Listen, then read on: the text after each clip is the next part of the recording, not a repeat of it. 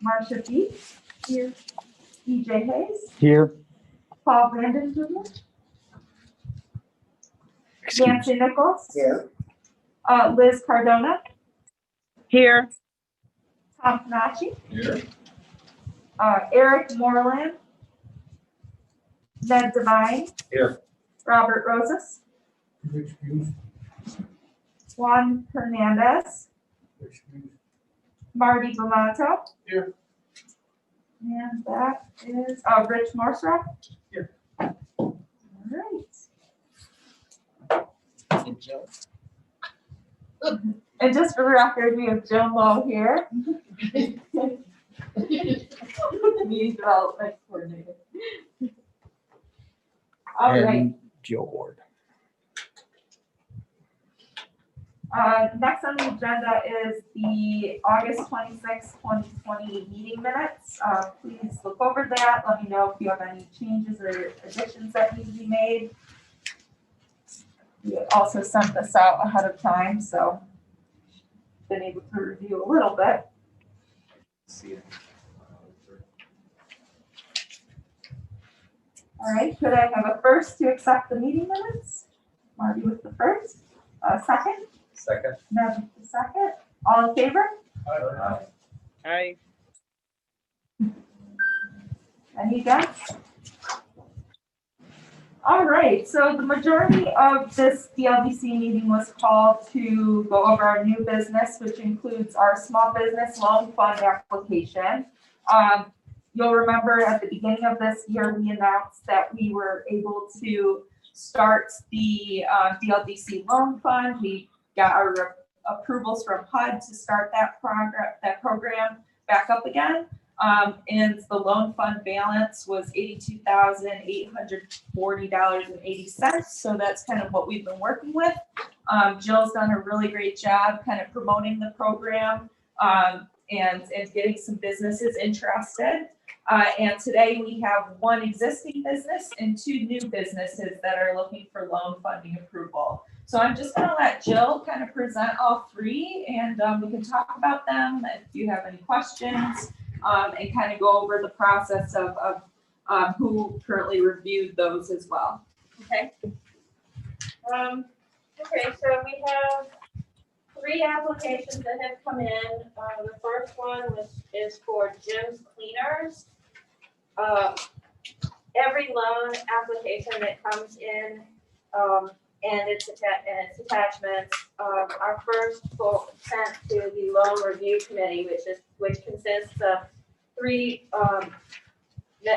employees of local banks: Jennifer Val from M&T Bank, Jason Descharge from Community Bank, and Elizabeth Warros from Lakeshore Savings Bank. So they review the financials, they review the application, and then they make their recommendations on whether to approve to bring it to you guys for final approval. So they have reviewed all the documentation for these 3 applications and have approved them to move forward. The first one is for Jim's Cleaners. He's seeking $25,000 to use as operating capital. He will be retaining 4 jobs because of the funding, the terms. The loan review committee wanted to stay in line with the Chautauqua County IDA small business loan program, so that we're sort of in line. We're in line with the same thing that they are doing. So they are offering up to, I think it's $1 million loans for small businesses, and they're using a 2% interest rate. So the loan review committee decided to go with that same 2% interest rate. So Jim's Cleaners is seeking $25,000 at 2% interest rate for 5 years, would equal a $438 monthly payment back. The second application that we received is from Chadwick Bay Party Rentals. They are seeking $20,000 to create 5 new jobs that would create 2 full-time positions, 2 part-time positions, and 1 full-time seasonal position. These funds will be used. They're looking to open the back house at the point to serve as a beach equipment rental business, jet skis and I don't know, that kind of stuff. And so they will be using the funding for operating capital to purchase equipment for the business. Loan committee also recommended a 2% interest rate at that, so $20,000 at 2% for 5 years would equal 300. Yes, sir. I saw in their application, I thought it was 25,000. So 25 on your application. My mistake. Is it 25 or 20? It's 25. My mistake. Also at a 2% interest rate for 5 years, which would make their payments $438 a month for 5 years. The final application that we received is from Ramos Tacos and More.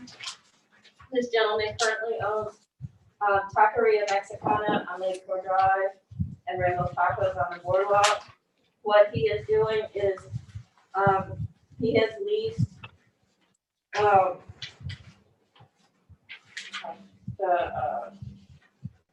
additional space right there on Central Avenue in the Coburn Block, where he will be opening a new restaurant there. So he will be actually moving Taqueria Mexicana to that location on Central Avenue in the Coburn Block to have an expanded dining area with tables and seating. So it'll be a full serve restaurant where his current space does not allow for that. He intends to keep all 3 locations, so he will be expanding his business. He will be creating 4 jobs. The Lakeshore Drive current Taqueria Mexicana will turn into more of a deli, where it's just takeout sandwiches in a deli. And then the boardwalk location will be ice cream and seasonal treats like that. So those are the 3 businesses that he has. So like I said, he will be creating 4 new jobs with this additional restaurant. He's seeking $20,000 for leasehold improvements and operating capital. And the loan committee recommended the 2% interest rate for 5 years, which would then make his payment $350 a month. Does anybody have any questions? So he's gonna have just the seasonal one down on the boardwalk, plus that one that will be open all year round, and the one over on Central all year round. Yes, ma'am. These are the only 3 we received. Yes, sir.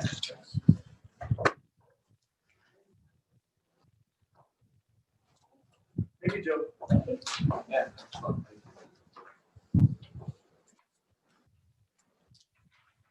All 3 sound great to me, and particularly with the COVID going on, businesses are needing how they're able to hold on to people in this environment. My question is collateral. Obviously, I think, just a quick look at the Chicago Bay party rentals, obviously there's equipment and stuff, we're leaving 25,000. I don't know. Again, that always concerns me, if they can't pay it, how are we gonna get our money back? Is there enough collateral all here to do it? I'm always concerned, Dunkirk in the past years, has not done well in this department. Yep, and we understand that. That's kind of why we included the new committee that's kind of banker set that kind of vetted this already. And they feel like these 3 can provide that payback, so. Do we know what they put up for collateral? Jill, do we have that? as Just a generally speaking, requirement? I'm not, is they feel they're fully collateralized. Yes, they do.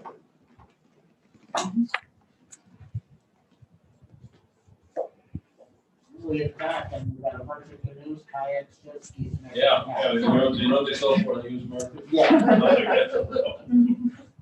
Are you kidding? They couldn't keep them in stock this summer. That's true. Everybody was Really? sold out. Oh, yeah. Everybody was buying them up and out on the lake. What else are we gonna do? That's true. That is true.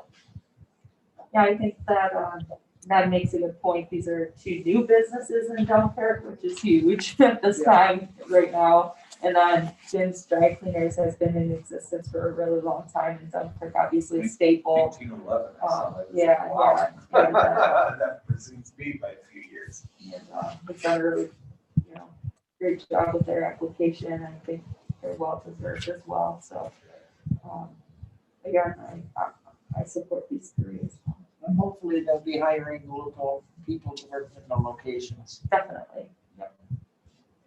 That's part of the deal is that they hire low to moderate income city of Dunkirk residents. With Jim's Cleaners, those are existing jobs that were retained, right? That's what Yes, this one- that's correct. For existing, yes. All right, well, EJ, we can group them all into one resolution, correct? Correct. And I would need a first, or use the first and a second. All in favor? Aye. Any against? Liz said, Great. And that resolution passes.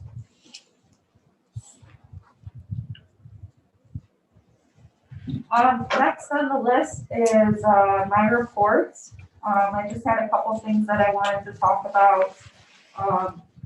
One thing is that this will be my last DLDC meeting. I don't know if everyone knows yet, but I have decided to take a position at Chautauqua County. They offered me a position there, and it was a really hard decision. I love the city of Dunkirk. I love the work that I've been doing here for the past 4.5 years. Dunkirk is my second home, so it will continue to be that way. And I feel like my position at Chautauqua County will just be an extension of what I can offer the city of Dunkirk. So I think of this as a win-win. I know the mayor's in the process of trying to find a replacement right now, and I know that he'll do a great job with that. And our team will still be strong. I know EJ and Jill have done a great job with handling things as well. So I don't, I consider this, just like I said, an extension of what I can offer. And I know that our department will continue to do good things. So yeah, that's kind of just what I wanted to let everyone know on the board. What position you taking? It's kind of a court school position as director for the county. Thank you. You did well deserved. Thank you so much. So then if you've got any brainstorms or something comes along, you can look at Dunkirk coming first on it. Of course, of course. Well, yeah, okay. Of course. Yeah. The next thing that I wanted to kind of just go over and report, I'm sure you've seen in the papers, and it has some talks about some allocations that are part of the budget that normally come to the DLDC. So I definitely wanted to bring that up. In the papers, it's been reported that 45,000 has been taken away. I've kind of stated my case on it, that the DLDC's operating account really does need 15,000 of that to operate. That 45,000 includes 15 to the operating account and 30,000 to fireworks. One big thing to note is that, the DLDC has,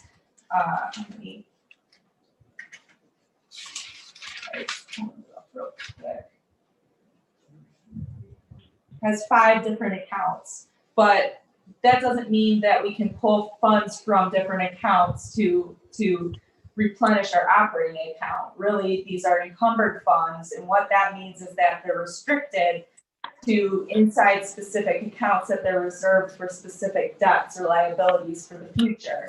So we have these 5 accounts. We have like festivals, farmers market, operating account.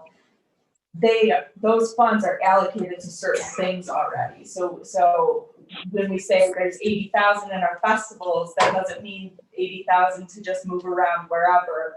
We've had past donations for festivals and events that those funds are already set earmarked for next year. So that's a big thing. The 15,000 is important to keep our operating account going strong. And to note, one thing that the operating account really is important for the DLDC is because properties are a big part of it. And we do have 1, 2, 3, 4, 5, 6, 7 properties that are under the DLDC. So the operating account pays those taxes. They pay our insurances that cover those properties, our legal fees, our yearly audit, and our utilities. And that's really important for economic development, because when working with a developer, it's just easy for a DLDC to work with the property and work with a developer to transfer that property. It's not necessarily hard if the city owns it, but it just makes it easier. It's more accessible for developers. It just works in the city's favor to keep the DLDC operating. And the same thing goes for our festivals, our farmers markets, donations we've talked about in the past. The city can't specifically take those big donations that we get for our festivals, events, and our farmers markets. So that's really why the DLDC is so important to continue to run. So I just wanted to talk about if the council does not approve that additional 15,000, that this board will have to think about what happens to those properties in the future. Is it possibly giving them to the city if the council will accept that? Just something to keep in mind, definitely in the future. Just a quick question on that. If the city takes over the properties, part of the problem in the past has been the amount of time that it would take the city to go through all the hoops. And if somebody wants to buy a property, they don't typically want to wait months and months to hear. Is that? It's not as difficult as it used to be. We did do some adjustments in the city code that make it a little easier, but at the same time, there are some additional steps. Yes. It's easier for us to transfer properties or sell off properties when a property is in a DLDC. That's correct. And if I was a business owner and said, Pizza Village, and I wanted to give $20,000 to the festivals and events, The How city do I would do not accept that. It would have to go through the DLDC. Yeah. So those, I just want everyone to know that, keep that in mind. It's definitely important, and Marshall will go over kind of where we're at fiscally. So I just wanted to kind of go into that. So Marcia. I have one question. Oh, sure. On the 7 properties, what are Yes. we looking at as the 7 properties? Are those the ones that we've already discussed prior to? Yeah, nothing's changed. These have been 7 properties that the city has owned before, or DLDC has owned before I even was here. I mean, back in, gosh, who knows how long we've owned them, but 760 Lampier Street is one. Leopard Street, that one doesn't have a specific street number. 109 Main Street, 105 Park Ave, our Washington Ave property, the Flickinger Building, 523 Columbus Street, and 307, 315 Brigham Road. So those are the 7 properties. when we pay the taxes are coming to the city. Yes, yep. Yes, Jill. I might add that, as far as, the revolving loan, account and, those HUD funds, the DLDC is a sub-recipient, grantee of, with HUD. So the city of Dunkirk is the grantee of these funds, and the DLDC is the sub-recipient. So the DLDC has a contract essentially to run this loan program. It's not a city thing. It's the separate nonprofit entity of the DLDC that has this loan and this sub-recipient agreement. Why are we retaining these properties? Especially some of the addresses are, I don't think anybody really wants them. Right, and that's another thing, you know, technically DLDCs are the best for moving properties. So usually they would maybe acquire it and quickly be able to get rid of it. So it's my recommendation that some of these smaller ones be sold off to, neighboring property. Stuff like I believe the Leopard Street property is just a small parcel. Maybe one of the neighbors would like that. That's something that I've talked with Glenn and Alan about and doing, kind of reaching out to the neighbors to see if they're interested. Especially in that neighborhood, they could use it for a driveway and the Exactly. off-street parking. Yes. And we're paying taxes on it. For what? But a couple of them I would strategically keep. I would keep that Brigham one. I would keep the Flickinger site, even though, you know, that could be a possibility of something similar like how Chadwick Bay Lofts is. Lampier Street, that is the Niagara Motors street, and that one is currently being cleaned up through the DEC program. So I would make sure that DLDC, you know, holds on to that, because once it's cleaned up, that will be very advantageous to get that developed. So One those, by the railroad tracks there. yes, yep. And Wells might be interested in that site once it's clean. So that's definitely one that, though, at least those three would be my top ones that I'd recommend that the DLDC holds on to. You can build a nice ice cream shop there and sell their product right on that corner. Exactly. Yeah. It's a great idea. It's just my own comment. It It's seems a bit expressive. reckless for the council to, you know, take away the funds from the DLDC, which is primarily, you know, helping small businesses and businesses that look into the city.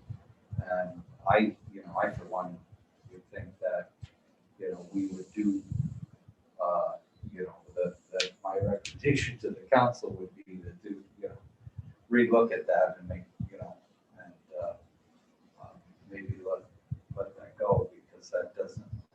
I just wish that you would have come to several of the budget workshops that we had, Marty, and do some self-explaining on it. Did you want to say something? Were you going to say something? Add something here? Well, I was going to discuss it when I do mine as soon as she was finished. Yeah, my biggest fear, my biggest concern is that, you know, the DLDC's operating account doesn't get that money, and our operating account runs out, and then we can't pay the taxes, and then the DLDC goes into foreclosure with these properties, and the city doesn't want to take them on.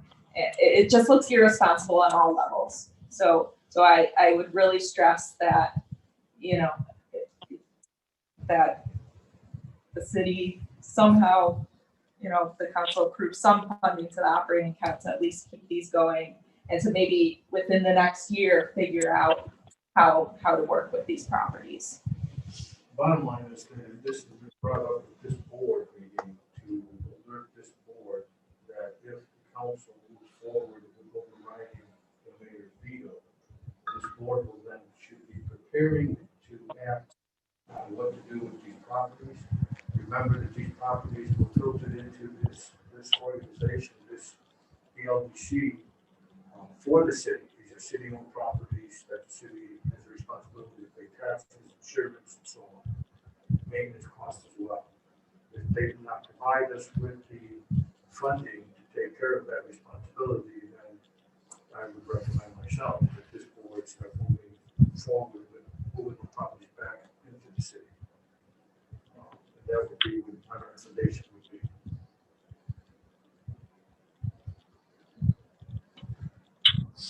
All right, well, with that, we'll go into our treasurer's report. Okay.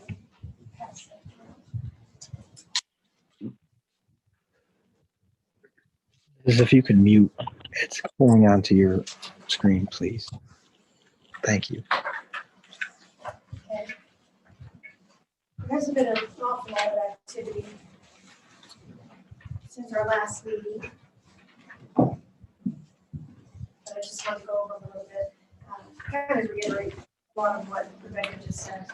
The first account, of course, is our general account. Just a little bit of activity. We currently have a balance of $11,425.73. And I did want to touch upon something that was printed in the paper. It was printed that we had received the fireworks funds this year. You can tell obviously from our account balance, we did not receive those funds. Typically, we transfer that piece of the allotment over when the vendor invoice is due for the fireworks.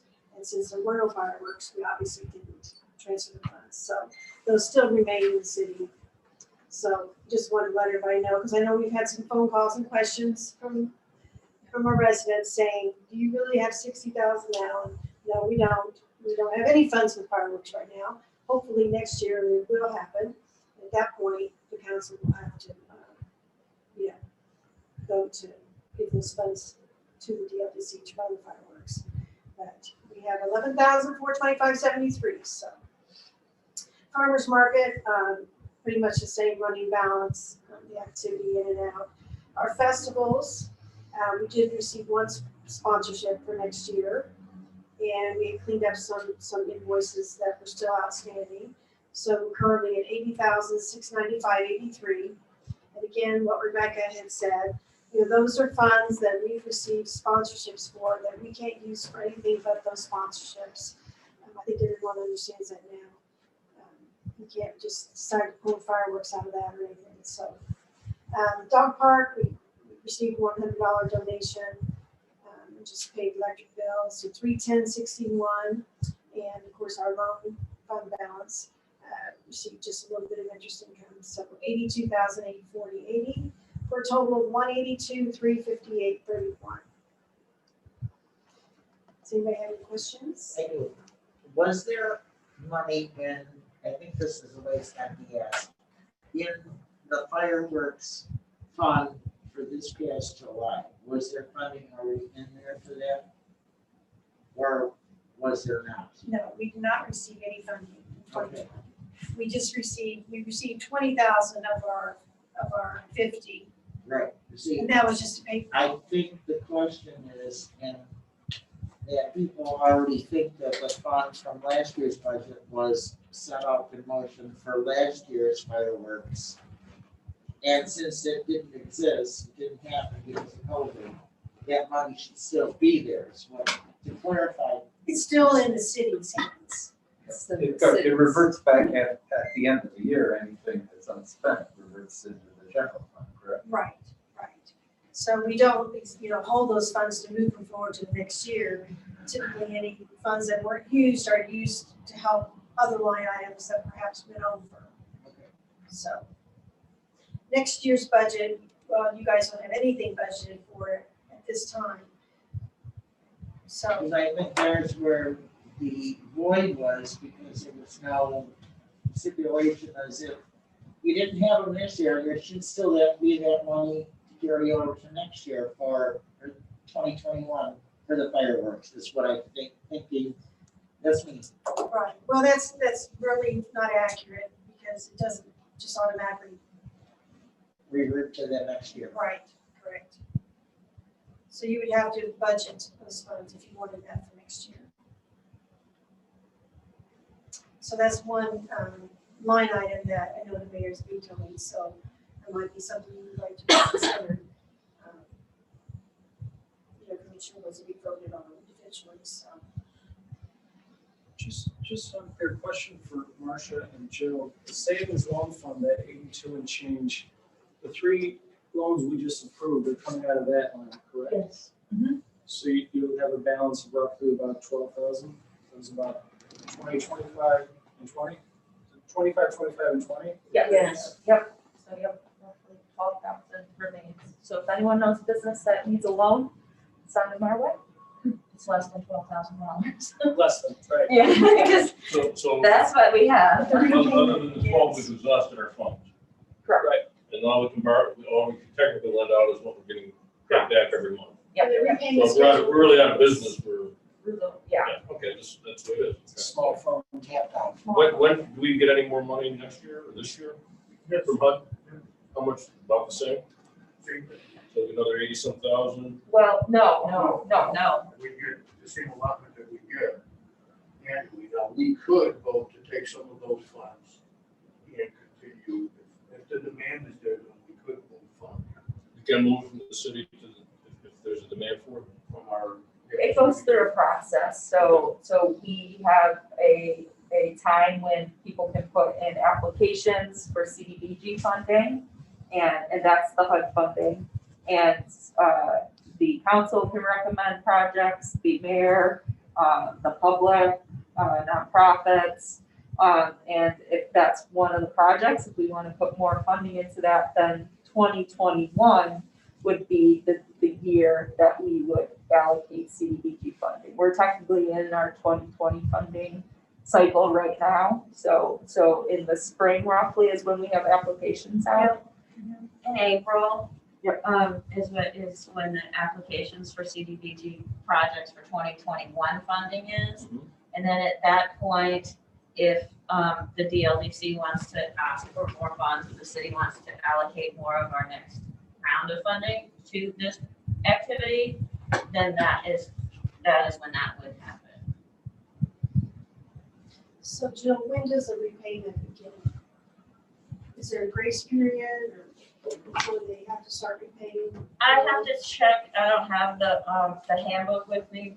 I couldn't remember, I felt like there was a certain period of time before they had to start paying it back. I think there's a short period of time, less than 6 months.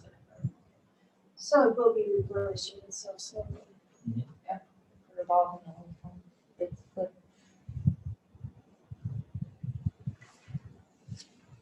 All right, if there's no more questions on the treasurer's report, next item is old business. Seeing none.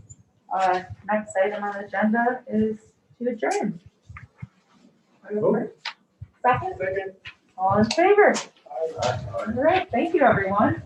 Meeting adjourned 5:38 PM. I know you gotta run.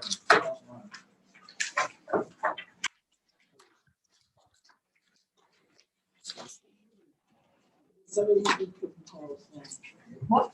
Oh, yes, yeah, definitely.